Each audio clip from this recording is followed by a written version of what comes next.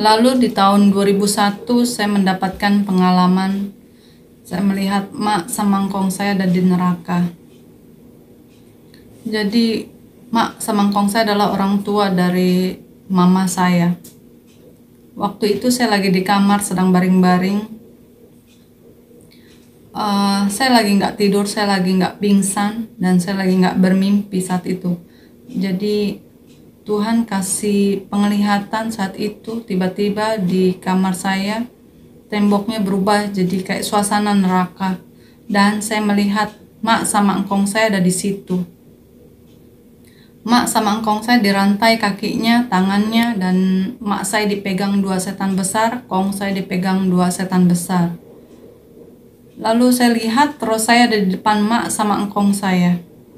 Lalu roh saya mulai berkata-kata kepada mak sama engkong saya tanyakan, kenapa mak, kong ada di tempat seperti ini?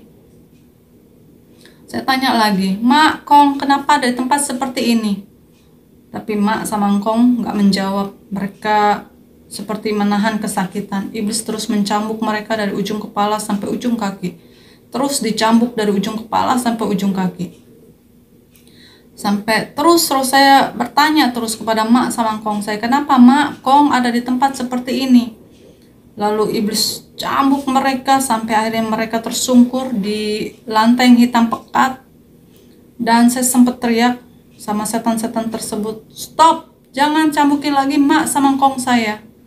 Jangan cambuki lagi mak sama engkong saya. Tapi setan-setan tersebut terus mencambuki mereka. Dan akhirnya saya jongkok untuk berbicara lagi kepada mak sama engkong saya.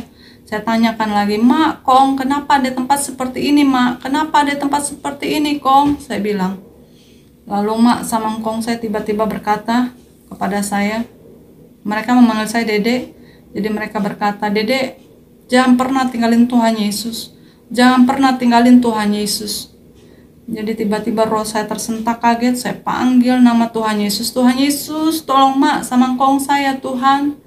Tuhan Yesus, tolong mak sama engkong saya Tuhan. Tiba-tiba di belakang roh saya ada cahaya putih sinar terang. Lalu saya berbalik, saya melihat ke cahaya tersebut. Lalu saya teriak, saya tahu itu engkau Tuhan Yesus. Tuhan Yesus, tolong mak sama engkong saya Tuhan. Saya sudah nggak melihat lagi ke belakang. Saya tidak melihat lagi mak sama engkong saya. Jadi saya menghadap ke cahaya tersebut, roh saya. Lalu saya memohon lagi, Tuhan Yesus tolong mak sama engkong saya Tuhan. Tapi cahaya tersebut, Tuhan Yesus berkata sama saya, sudah terlambat Fanny. Lalu saya menangis, saya bilang, Tuhan tolong mak sama engkong saya. Tuhan Yesus ampuni mak sama engkong saya. Tapi Tuhan Yesus berkata sama saya, sudah terlambat Fanny, sudah terlambat. Waktu mereka di dunia, mereka menolak aku. Aku sudah mengirim anak-anakku, tetapi mereka menolak aku. Kemarilah Fanny. Lalu saya menangis. Tuhan memanggil saya, dan akhirnya roh saya mulai berjalan untuk mendekati cahaya tersebut. Tapi belum sampai di depan cahaya tersebut, roh saya seperti mau pingsan. Tapi dengan cepat cahaya tersebut dengan berbentuk tangan yang besar menggendong roh saya, dan saya merasakan seperti roh saya masuk lagi ke tubuh saya. Jadi setelah itu saya ketakutan, saya keringat dingin, saya nangis. Lalu saya memberitahu ini kepada mama saya, karena ini adalah orang tuanya. Jadi dari situ Tuhan memberikan saya rema bahwa orang yang sudah meninggal tidak bisa didoakan lagi. Karena selama ini ternyata saya salah. Saya sudah ke gereja, saya sudah jadi orang Kristen, tapi saya masih mendoakan mak sama engkong saya. Mereka lalu meninggal dengan kepercayaan penyembah berhalanya. Dan Tuhan berkata, orang yang sudah meninggal sudah tidak bisa lagi didoakan. Jadi di situ saya dapat firman bahwa keputusan kita di dunia ini menentukan kita juga untuk kehidupan yang akan datang. Di dalam Yesus ada keselamatan, hanya di dalam Yesus kita akan mendapatkan surga. Di luar Yesus hanya kebinasaan.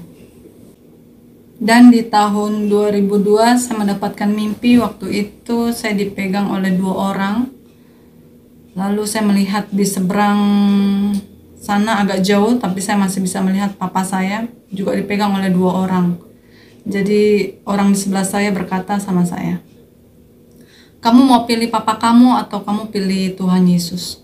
Kalau kamu pilih Tuhan Yesus, papa kamu akan mati. Tapi kalau kamu pilih papa kamu harus menyangkal Tuhan Yesus." Saat itu saya menangis.